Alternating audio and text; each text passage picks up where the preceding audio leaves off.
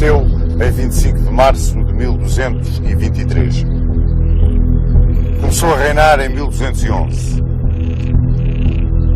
Muito embora, segundo dizem, fosse um homem agigantado, a obesidade impediu-o de participar ativamente na guerra do seu tempo.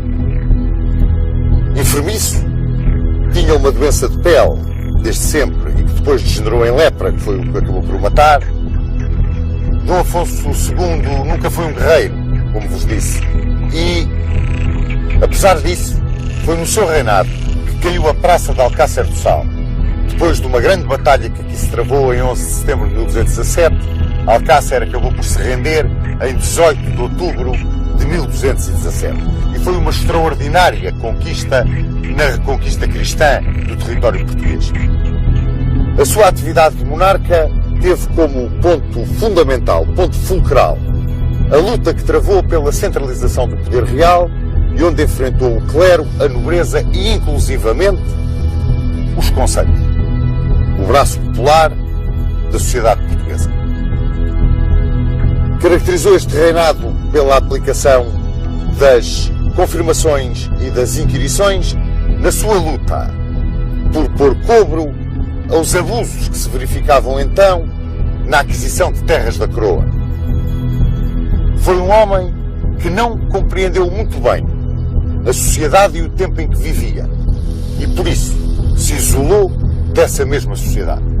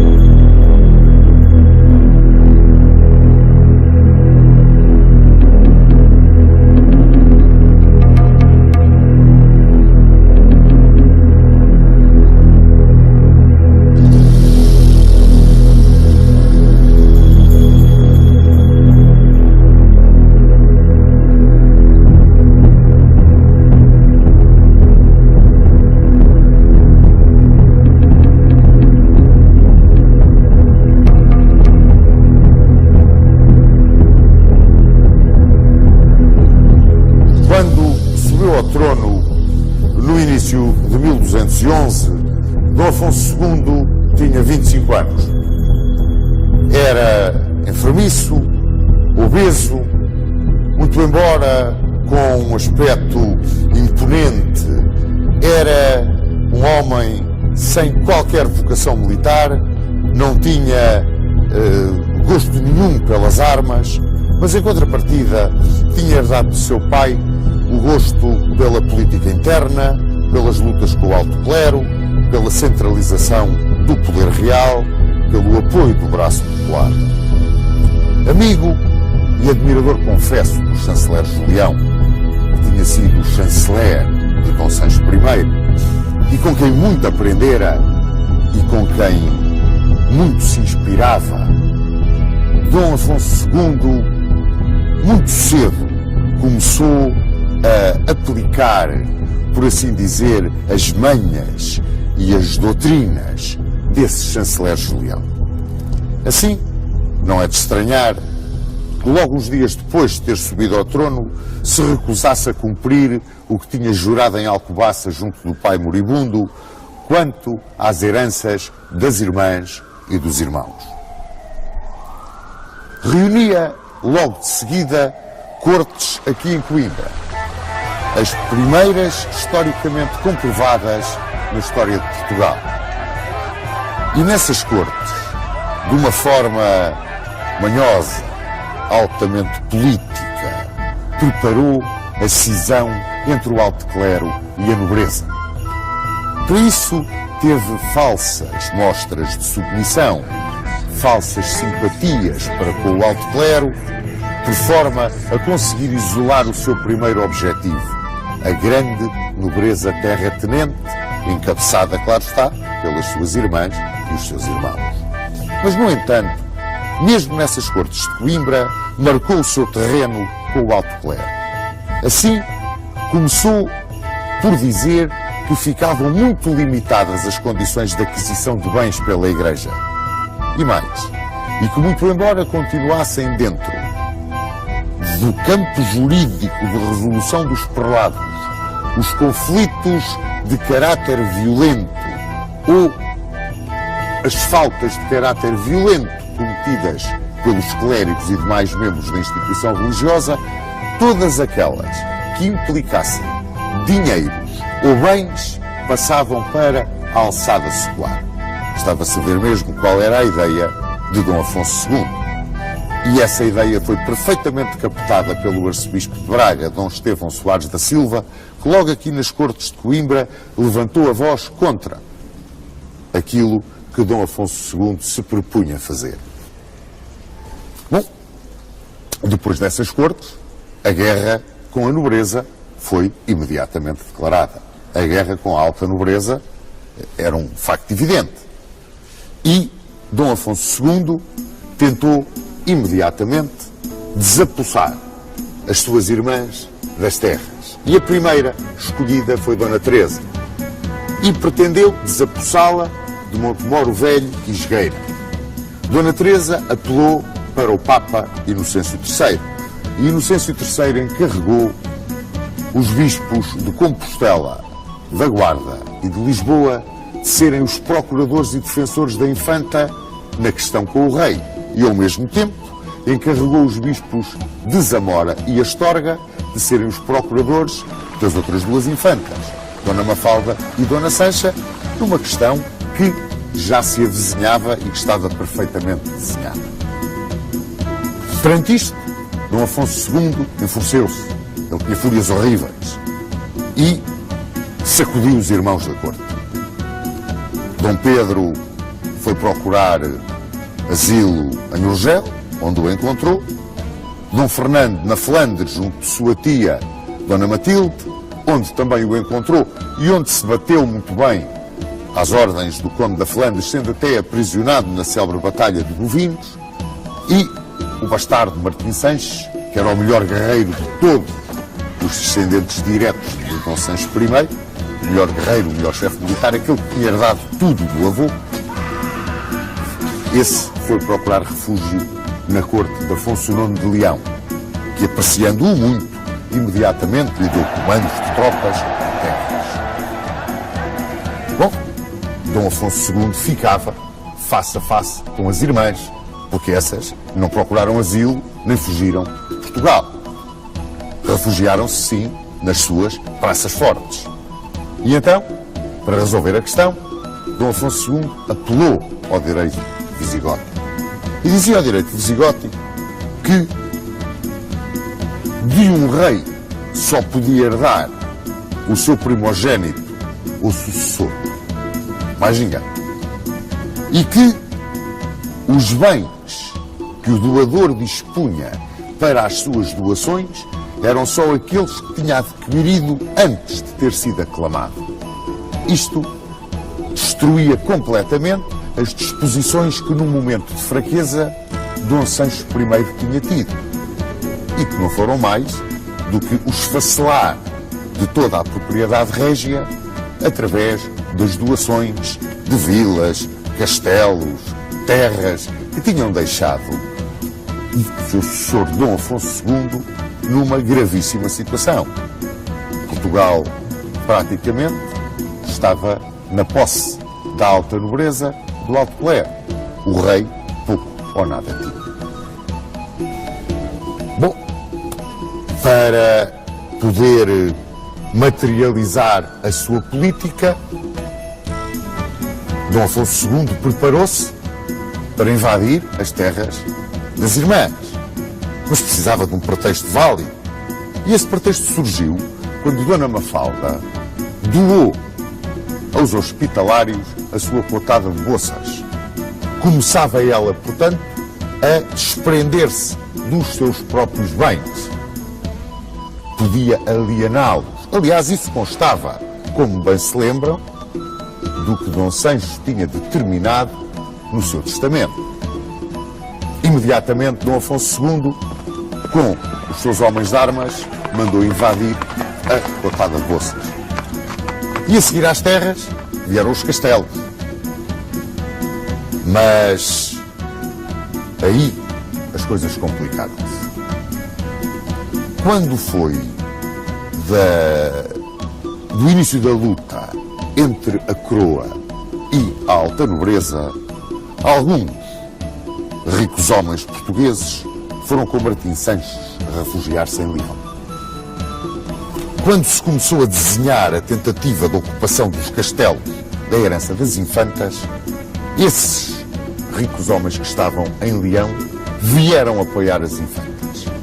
E nisso foram seguidos, praticamente em peso, por toda a alta nobreza que tinha ficado em Portugal. E a guerra entre a alta nobreza, apoiando as infantas, e o rei, que queria desapossar as infantas da sua herança, estava declarada. Foi nesta altura que Afonso VIII de Castela reacende a Guerra da Reconquista, que estava quase suspensa desde as tréguas de 1198. Era o novo emir de Marrocos, o Anazir, o homem que acabava de pregar a Guerra Santa por toda a Mauritânia e se preparava para vir invadir a península, cruzando o estreito. Afonso VIII imediatamente pediu a coligação de todos os reis cristãos da península.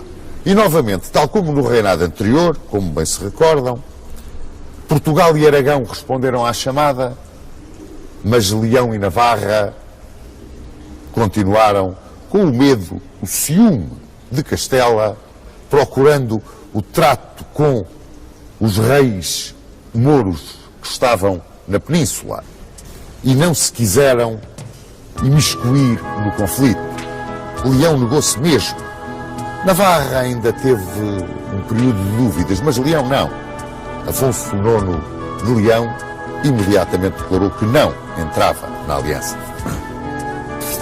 Dom Afonso II, enfronhado como estava na questão das infantas, entregou o comando da hoste portuguesa ao mestre do templo Gomes Ramires e lá abalou a hoste portuguesa na primavera de 1212 para Toledo a juntar-se às forças castelhanas e aragonesas. Como era esta hoste portuguesa? Portugal era, como podem calcular, uma nação em armas. O serviço militar era obrigatório. E a grande força da coroa, do ponto de vista de defesa, assentava nas milícias municipais, as famosas milícias dos concelhos, que eram constituídas pelos cavaleiros vilãos, a pionagem e os besteiros. Os besteiros eram o poder de fogo do exército. E esta forma de cumprimento do serviço militar, este manter a nação em armas, era o pagamento singelo da proteção real dos foros e regalias ao povo. E era também a maneira de colaborar no brado que então se dava. Mouros na terra, moradores às armas. E que era a materialização, o encarnar de uma nação em armas, uma nação de lavradores que via na defesa da terra e no amanho da terra a razão da sua existência. Quando a hoste real saiu para Toledo, comandada por Gomes Ramires, o mestre do templo, a grande cavalaria que levava era precisamente a cavalaria templar. Portanto, as milícias dos concelhos e a cavalaria templária constituíam essa hoste, que foi a nossa colaboração para a defesa da península. Quando as tropas portuguesas abandonaram o reino, o rei viu-se envolvido numa questão tremenda. Ele seguia, como já podem calcular, a política de ocupar primeiro e discutir depois os direitos. E fez isso com as irmãs. Entrou-lhes nas terras para discutir depois os direitos. É claro, a tal nobreza que estava em Leão invadiu Portugal dando voz pelas infantas e mais. Quando o rei, que não tinha forças suficientes para suportar aquela invasão, quis ir ao encontro das infantas com uma solução diplomática, sempre a manha que vinha do seu grande conselheiro inicial de reinado, o chanceler Julião. Quando não tens força para vencer o teu inimigo, procura acalmá-lo. Ele pretendeu acalmar a questão, viu-se apertado pela entrada de gente armada em Portugal, mas essa gente armada não só não quis parlamentar com ele, como aclamou Afonso IX, de Leão. E Afonso IX de Leão foi aclamado de norte a sul pela grande nobreza. E ele, Afonso IX, entrou no Minho e ocupou vários castelos. Saiu-lhe ao encontro num desespero o pouco que havia aqui em Portugal de forças e travou-se uma batalha em Arcos de Valdez. E essa batalha foi-nos desfavorável. O exército leonês venceu. E Portugal viu-se numa situação desesperada. Estava em perigo a independência tão custosamente conquistada em Zamora por Dom Afonso Henriques, tão custosamente defendida, que tanto sangue já tinha custado. Talvez que então se tenha dado um milagre.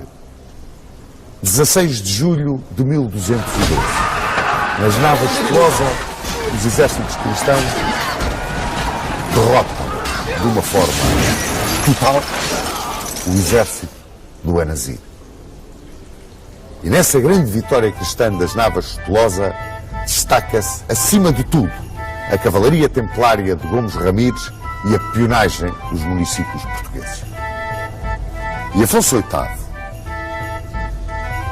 em agradecimento pela colaboração decisiva dos portugueses para essa vitória que salvou a cristandade peninsular, decidiu vir com o seu exército atacar Leão e obrigá-lo às pazes com Portugal, em socorro de Afonso II. E assim foi. Afonso IX, pode-se dizer que se apavorou.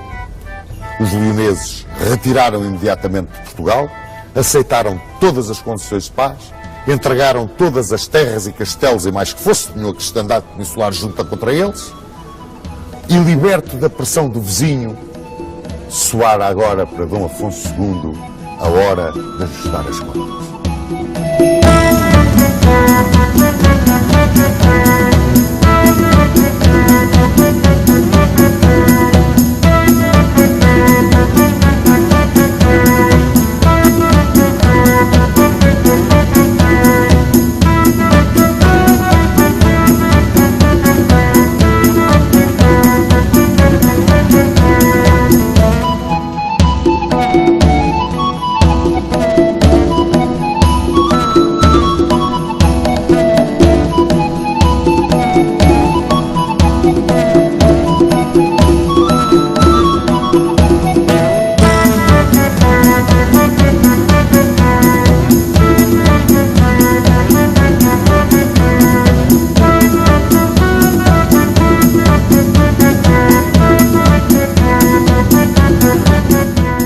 Então o rei contra as infantas e fê-lo numa altura em que de Roma chegavam críticas severas ao seu incumprimento do jurado no testamento paterno. Quando os juízes mandados por Roma chegaram a Portugal para tentar pôr cobro ao litígio, eram os abades de Oceira e de Espina, Dom Afonso II começou a dialogar com eles com muita habilidade, apresentando as suas razões, defendendo a sua posição, mostrando que era para ele importante essa centralização do poder real com que tanto sonhava e a oposição que a isso faziam as próprias irmãs. Os abades multaram. E multaram-no em 150 mil morabitinos. E Dom Afonso II, que era um avarento, como bem se lembram, recusou-se a pagar os 150 mil morabitinos, disse que era um exagero e que não pagava. Imediatamente os juízes excomungaram. Caiu sobre ele e sobre o reino o interdito. E isso significava que as fronteiras ficavam abertas a uma invasão leonesa. Mas isto corria 1214. O Papa Inocêncio III resolveu procurar não manter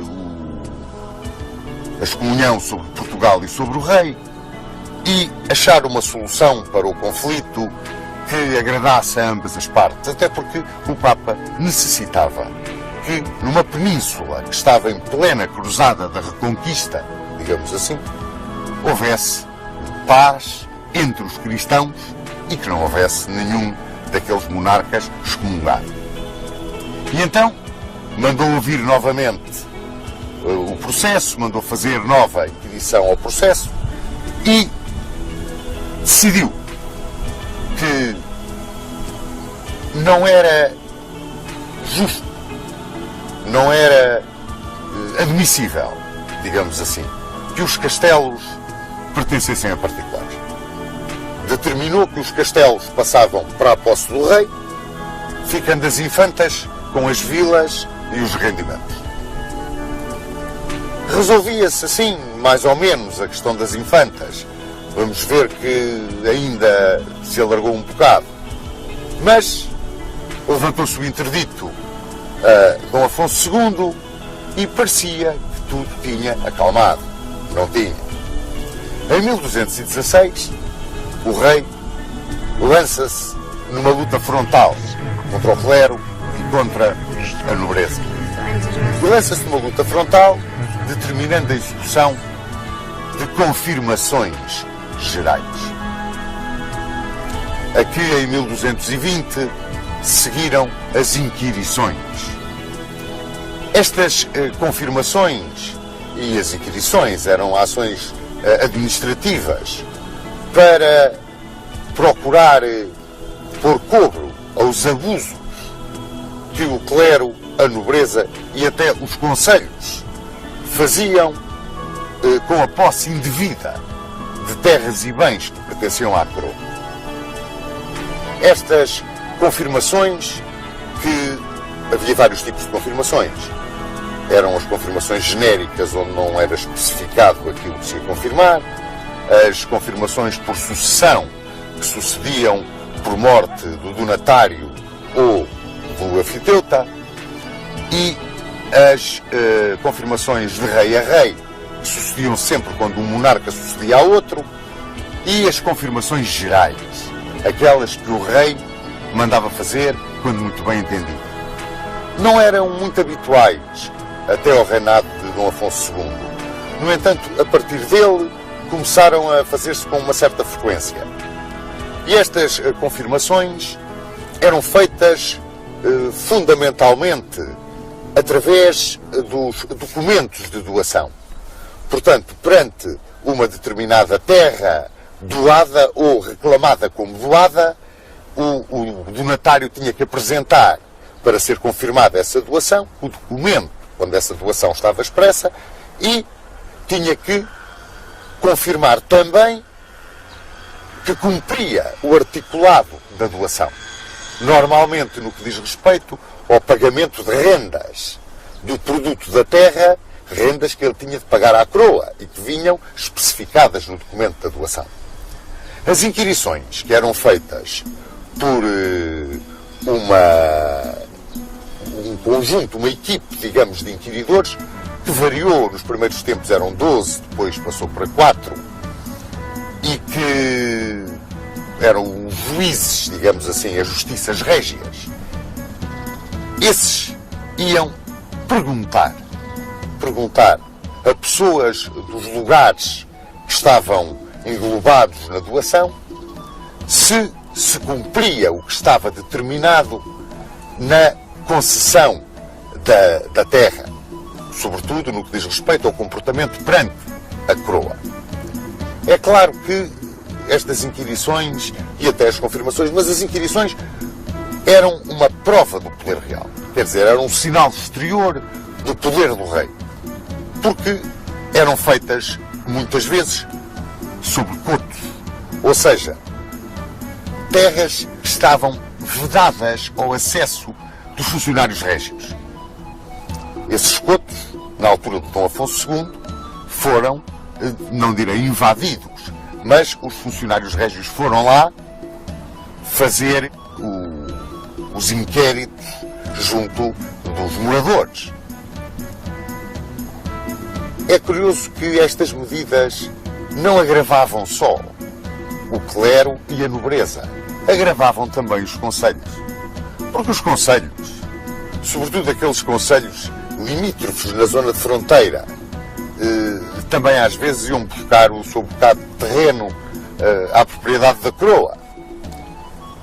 Era sobretudo tirado nos reguengos, os reguengos que eram terrenos que pertenciam ao rei na altura da Reconquista, quando os mouros abandonavam determinado território, esse território passava para o rei, para a posse do rei. Umas vezes era doado através da concessão de forais, na política de povoamento que vimos com Dom Sancho I, mas outras vezes não eram doados, não havia forais, aquilo pertencia à coroa. E os concelhos às vezes iam lá buscar o seu bocado de terra. E como se lembram, havia aquele grito, mouros na terra, moradores às armas, que significava que a terra que era arroteada era aquela que era defendida. E as populações sentiam aquela terra como sua. Se chegavam os funcionários régios e lhes queriam tirar a terra porque não havia documento justificativo de que aquela terra era do concelho, os moradores não ficavam grandemente satisfeitos. E isso atuou um bocado como elemento isolador de Dom Afonso II. Ele ficou isolado da nobreza, do clero e das próprias populações dos concelhos. Foi um erro que ele cometeu. Ele andou um bocado à frente daquilo que eram os costumes do seu tempo de rei. Entrava 1217 e em Santa Cruz de Coimbra começava-se a ouvir falar de Fernando de Bulhões. Fernando de Bulhões, que ali professara, que estava a trabalhar nas enfermarias, que tratava dos pregadores, dos franciscanos que passavam por Santa Cruz e que, de tal forma, se entusiasmou com a vivência, com a filosofia, com o carisma dos frades menores, que seguiu com eles para Marrocos, tornou-se amigo de São Francisco de Assis, foi um extraordinário pregador, foi um homem de uma vida exemplar, um homem que encheu de prestígio e de glória o nome de Portugal e da cidade de Lisboa, onde tinha nascido e onde é tão celebrado e festejado, talvez de uma forma que não tem absolutamente nada a ver com aquilo que ele foi, e que é o nosso Santo António de Lisboa. Morreu em Pádua em 1231 e pouco depois foi canonizado pela Igreja. Foi um caso de canonização extremamente rápida. Tais foram os milagres que lhe foram atribuídos. Ora, na primavera de 1217, arribou a Lisboa uma esquadra de cruzados alemães que iam para a Terra Santa. E o bispo de Lisboa, Dom Soeiro, aproveitou a chegada daqueles cruzados para os convidar, juntamente com tropas portuguesas, conquistarem a praça de Alcácer do Sal. A 10 léguas de Lisboa, Alcácer do Sal era, além de ser uma posição estratégica extraordinariamente importante, era um espinho cravado no flanco atlântico da reconquista cristã. Sem qualquer interferência de Dom Afonso II, que era um homem, como se recordam, um bocado apartado das questões militares, Dom Soeiro, que era muito amigo do rei, era mais um guerreiro do que um prelado, e o bispo de Évora, depois dos cruzados aceitarem as condições que foram oferecidas, pregaram a cruzada de Alcácer. E nisso foram muito apoiados através da sua bênção do Papa, pelo Papa. Ora, as forças portuguesas que vieram conquistar Alcácer do Sal eram constituídas fundamentalmente pelas tropas dos concelhos. Aquelas milícias concelhias, formadas pelos cavaleiros vilãos, a pionagem, os besteiros, e também pelos esquadrões das cavalarias das ordens militares, do Templo, do Hospital de Santiago de Espada.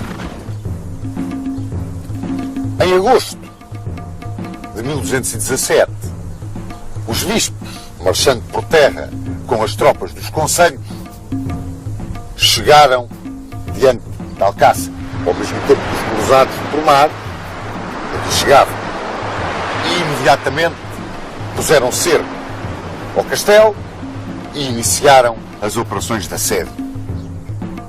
Era fronteiro de Alcácer Ben Vazir, que foi um grande guerreiro que os mouros tiveram na península.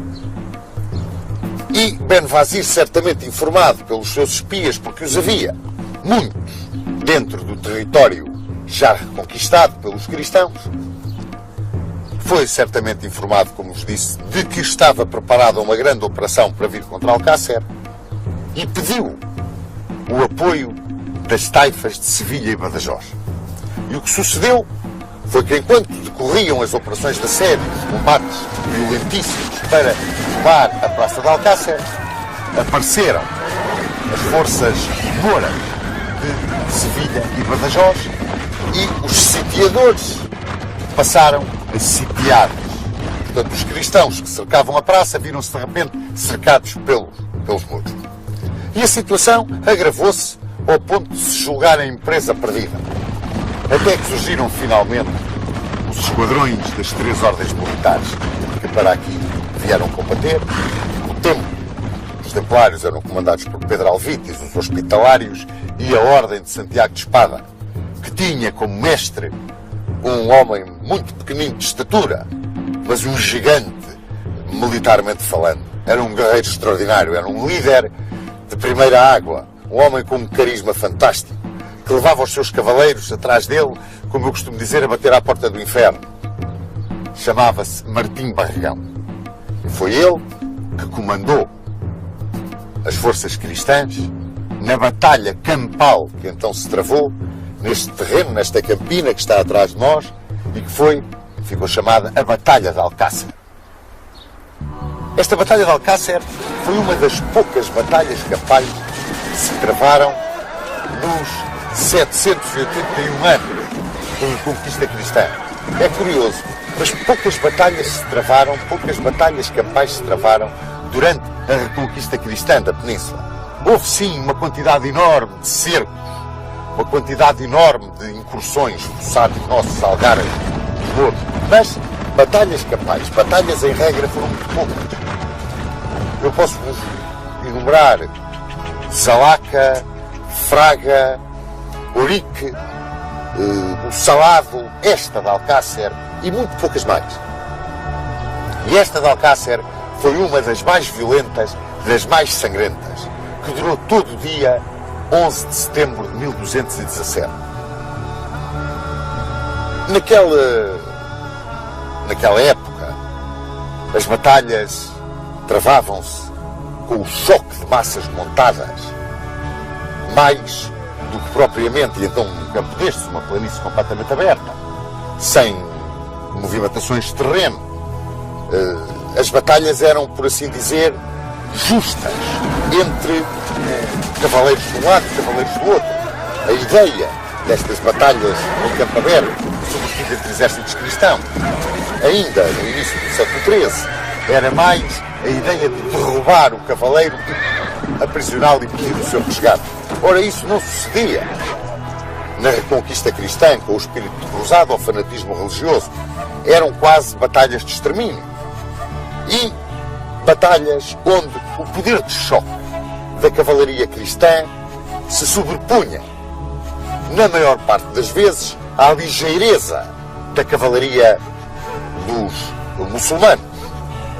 Esse poder de choque da cavalaria cristã, que vinha, isto a título de mera curiosidade, desde os meados do século IX, quando, com Carlos Magno, a cavalaria começou a montar em arreios, com estribos, o aparecimento dos estribos, deu à cavalaria o poder de choque que até ela não tinha. Uma vez que os cavaleiros montavam, os arreios tinham, a aba de trás do arreio era subida quase até meio das costas do cavaleiro, e com os estribos calçados o cavaleiro esticava as pernas para a frente, apoiava-se nos estribos, apoiava-se na parte de trás do arreio, com a lança por baixo do braço. Era o ariete que entrava com todo o apoio para o cavaleiro pela cavalaria adversária ou pela infantaria adversária. E quando, como no caso das ordens militares, sobretudo dos templários, esta carga era feita em bloco, não se procurava o combate individual, procurava-se atuar em bloco, a vitória contra tropas muito mais ligeiras, com outra filosofia, como era o caso dos muçulmanos, e em terreno aberto como este, não tinha grandes dúvidas de quem poderia ganhar. Muito embora, e aqui também convém ressalvar, em duas das grandes batalhas campais que se deram na Reconquista, que foi Zalaca e Alarcos, a vitória coube precisamente aos muçulmanos. Mas aí, porque o terreno era diferente e puderam empregar o poder de fogo dos seus arqueiros e derrubar à distância a cavalaria cristã, aí as coisas passaram-se de forma diferente. Mas aqui não. Aqui foi um combate duro de cavalarias no campo aberto. Esta batalha de Alcácer terminou, como vos disse, com a vitória dos cristãos, admiravelmente conduzidos na batalha pelo mestre de Santiago de Espada, Martim Barregão. E ao ponto da vitória se deveu a Martim Barregão, que depois a Ordem de Santiago de Espada recebeu Alcácer do Sal como sua casa principal, como a sua sede, digamos, em território português. Passou para aqui a sua casa principal. É curioso que nesta Batalha de Alcácer não participou a Ordem de Calatrava. Ou pelo menos eu não encontrei em lado nenhum a participação da Ordem de Calatrava. E perguntei também, não me souberam explicar muito bem porquê. Se participou e eu não a enumerei, que me desculpem os Cavaleiros de Calatrava. Mas a verdade é que eu não encontrei. E acho estranho não vir, digamos, na ordem de batalha, a Cavalaria de Calatrava. Esta Cavalaria de Calatrava era muito querida por Dom Afonso II. Eles eram chamados em Portugal os Freiros de Évora, porque a casa-mãe deles era em Évora. E foi-lhes atribuída como casa-mãe a Viz. E, muito pouco tempo depois, passaram a ser conhecidos pela Ordem da Viz. Portanto, a nossa Ordem da Viz era a Ordem de Calatrava.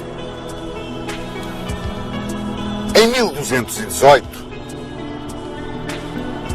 chegava a Portugal, talvez a grande vitória diplomática do reinado de Dom Afonso II.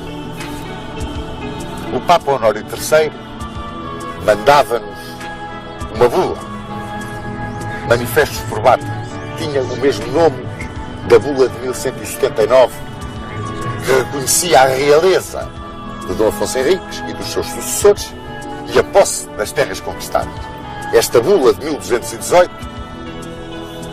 era uma bula de afirmação de todos os privilégios que a Santa Sé tinha concedido a Portugal e da sua proteção.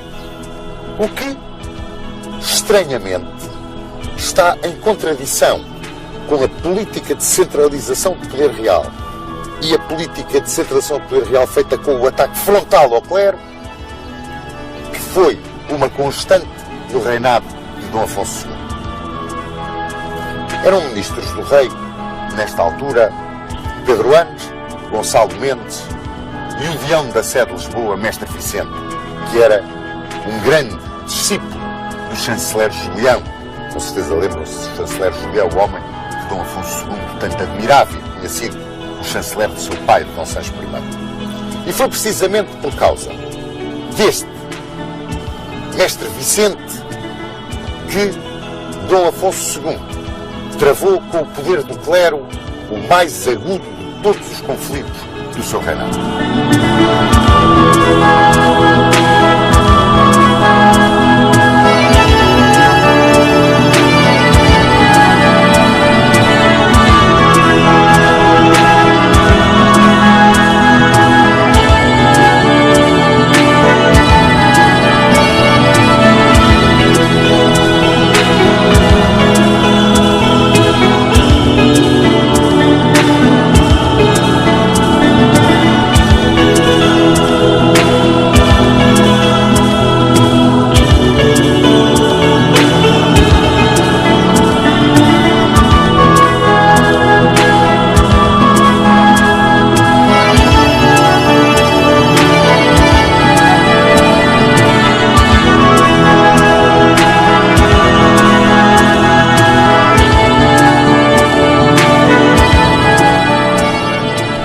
Cerca de 1220, o bispo de Lisboa, Dom Soeiro, um dos heróis da tomada de Alcácer, teve um litígio com o Deão da Sé, Mestre Vicente. E Dom Afonso II favoreceu o Mestre Vicente nesta questão. Quando se agravou o litígio e o bispo expulsou o seu Deão da Sé, o rei recebeu o Mestre Vicente no paço, tratou-o muito bem e cumulou-o de gentilezas e benesses, o que revoltou e irritou profundamente o bispo de Lisboa.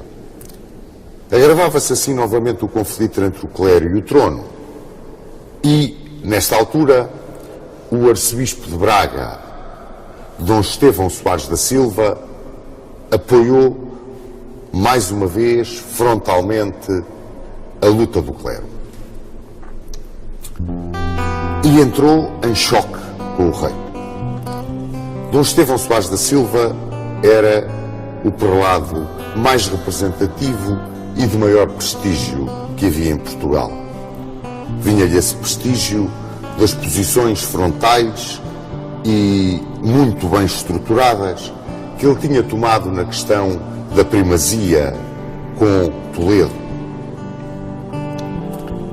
Este choque levou a que o rei tomasse uma série de iniciativas para prejudicar fortemente o arcebispo de Braga. E o arcebispo de Braga excomungou Dom Afonso II. Como retaliação a esta excomunhão, Dom Afonso II mandou uma alçada às terras do arcebispo de Braga, acompanhada por milícias municipais e por vários fidalgos que apoiavam o rei, e saqueou, pilhou, roubou, incendiou, pôs a ferro e fogo as terras do arcebispo. E o arcebispo fugiu. Fugiu e foi-se refugiar junto do Papa Honório III, reclamando das injustiças e das perseguições do rei. E Honório III encarregou os bispos de Tui, Placência e Astorga de trazerem à razão Dom Afonso II e fazerem-no devolver e indemnizar o arcebispo de Braga, devolver-lhe as terras e indemnizá-lo.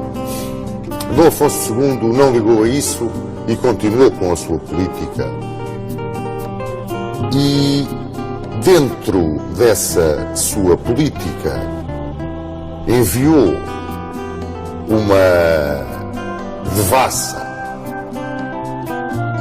terra de Límia para que se pilhasse e saqueasse um coto, o coto de Arveredo de Límia, que pertencia ao arcebispo de Braga e que estava dentro das terras da Galiza, pois Límia pertencia à Galiza.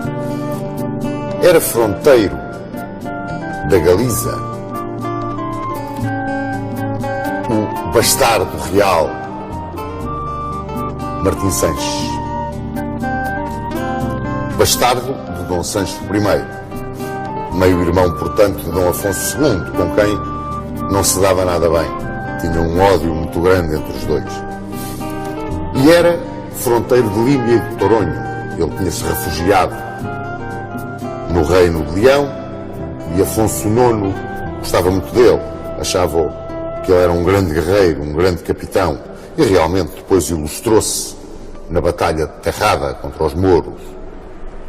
E Martim Sanches só estava à espera de uma oportunidade para vir ajustar contas com o irmão a Portugal. E essa oportunidade surgiu quando o coto de Arveredo, que tinha sido doado por Afonso IX ao arcebispo de Braga, foi assaltado e saqueado pelas milícias municipais e pelos senhores de Dom Afonso II na sua perseguição ao arcebispo.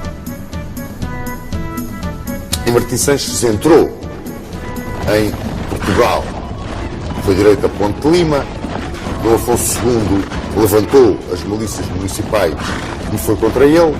Quando chegou a Santo Tirso, retirou para Gaia e entregou o comando das suas forças a 3 senhores.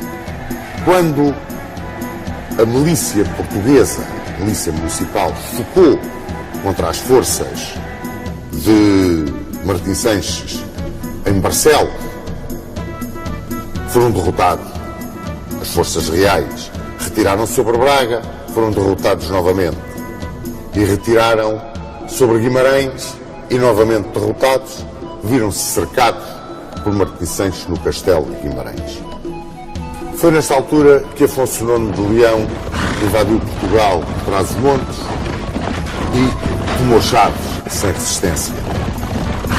O norte do país estava a ferro e fogo. E quando Martim Sanches e Afonso IX de Leão retiraram do norte do país carregados de despojos, Chaves ficou ocupado como um penhor, uma garantia dos direitos das infantas que voltavam a reclamar junto do Papa Honório III, como muito bem se recorda. Estas invasões do território português eram facilitadas pelo interdito que o arcebispo de Braga tinha lançado sobre Dom Afonso II e os seus ministros. Uma vez excomungado o rei, o território estava aberto a quem o quisesse pilhar e nele entrar e destruir, saquear, queimar, o que aconteceu no norte do país durante esta questão. Dom Afonso II sentiu-se então perto do fim. Estava leproso. E o povo achava até que a doença do rei era um castigo por todo o mal que ele tinha feito à Igreja. E Dom Afonso II resolveu pedir ao Papa que o libertasse da excomunhão. O Papa encarregou como delegado junto de Dom Afonso II para tratar do levantamento da excomunhão Dom Soeiro Gomes, que era o prior dos dominicanos. Desde 1212 que a infanta Dona Sancha tinha dado Monte Junto a Soeiro Gomes, que veio para Portugal para aqui instituir a Ordem de São Domingos. Ele que era um admirador, um seguidor de São Domingos de Gusmão. Foi um extraordinário pregador, ele que tinha sido um grande guerreiro. E quando veio para Portugal, aparecia roto, pobre, a pregar a concórdia e a paz, numa altura em que os membros da Igreja apareciam poderosos, carregados de ouro, recebendo os impostos. E o povo adorou-o e chamou-lhe santo.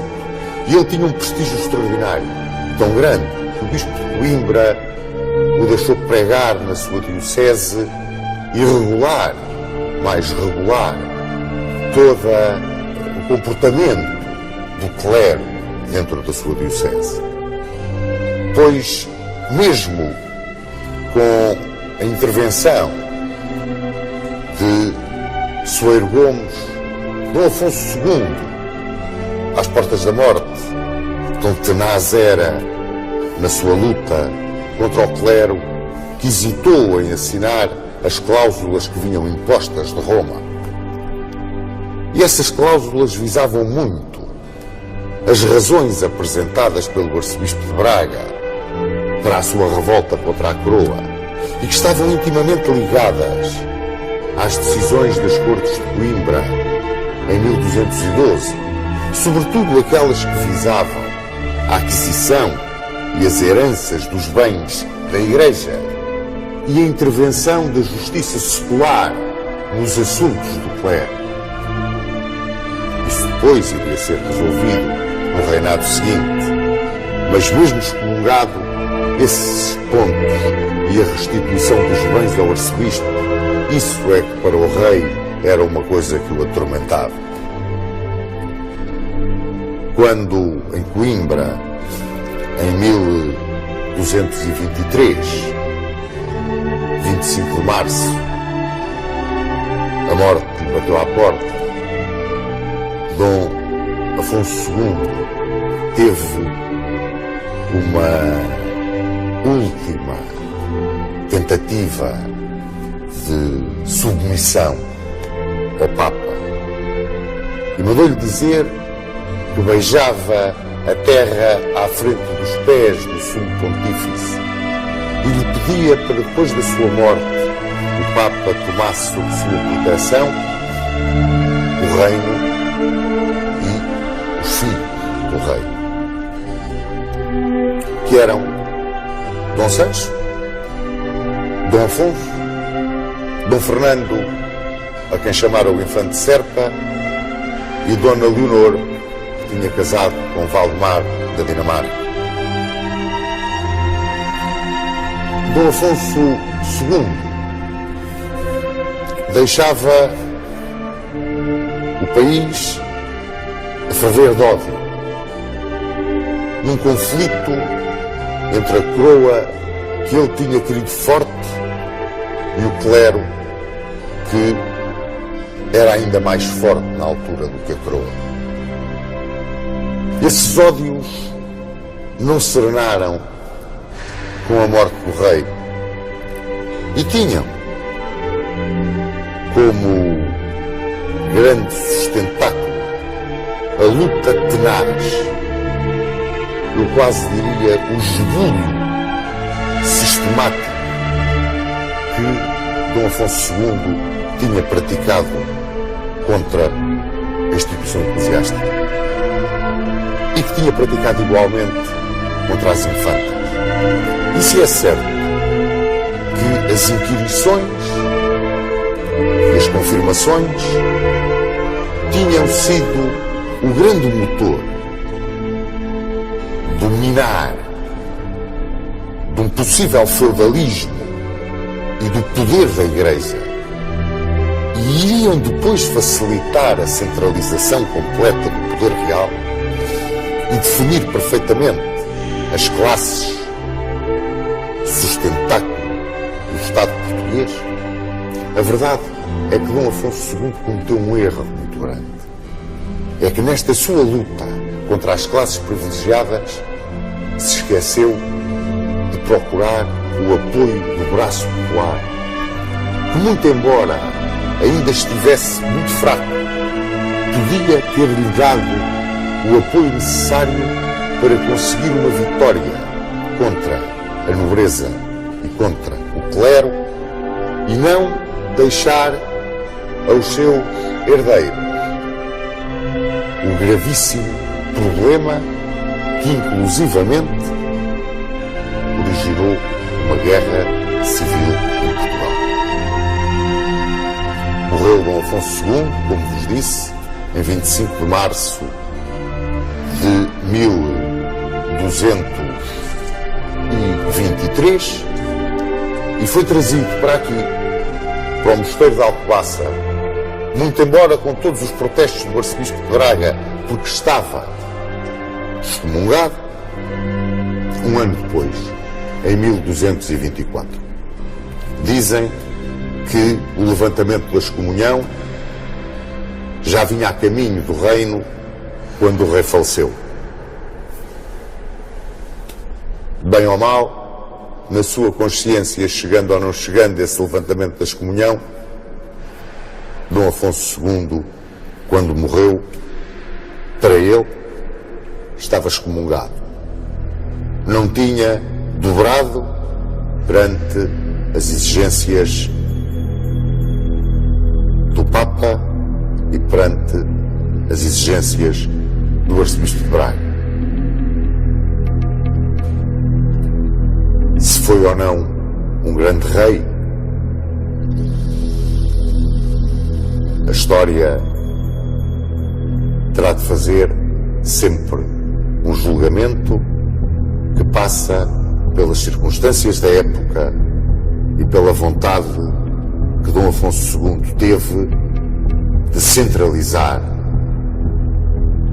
e engrandecer o poder da coroa.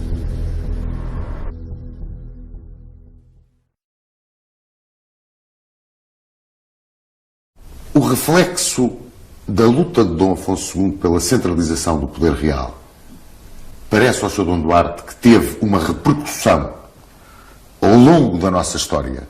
Quer dizer, a figura do rei, como o valor central, é afirmado por ele, ou ele é uma consequência desse olhar para o rei como o pai, que já vinha da própria fundação da nacionalidade?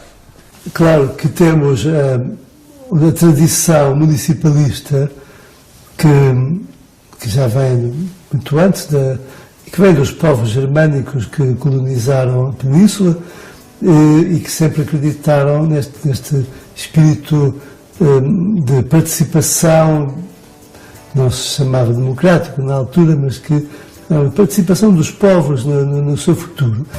E, por outro lado, há a tradição europeia da França e de grandes partes da área da Europa, que estava em pleno espírito feudal e de onde a Europa tinha muito mais circulação de ideias na época do que se pensa.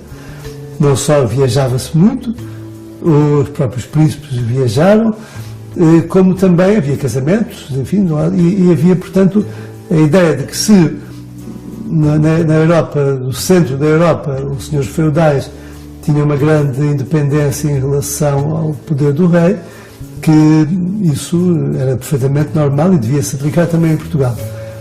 Só que os reis achavam que isto era um entrave à justiça, um entrave ao progresso e que acabava por ser prejudicial ao país.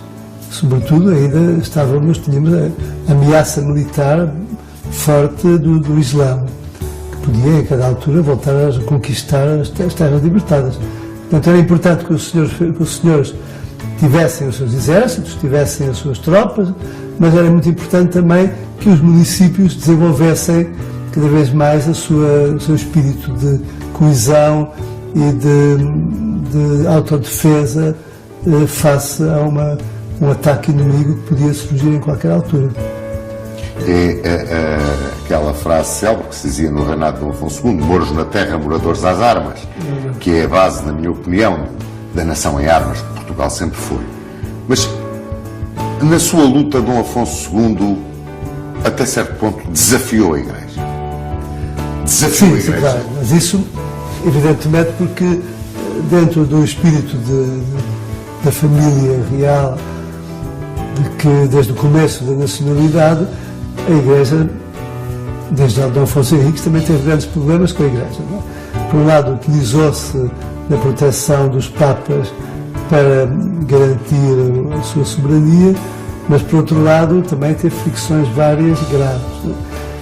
A Igreja, teoricamente, na Idade Média, chegou a ter um papel extraordinariamente importante de paz, de harmonia e de construção da Europa. Não há dúvida que a Europa foi construída pela Igreja. Depois da queda do Império Romano, enfim, foi a Igreja que recuperou a Europa. Só que, de facto, os interesses dos portugueses, em várias alturas, estiveram em contradição com aquilo que a Igreja achava que era preferível e portanto, os reis tomaram sempre a posição dos interesses portugueses contra, às vezes, contra a visão que a Igreja tinha do que é que devia ser a Europa.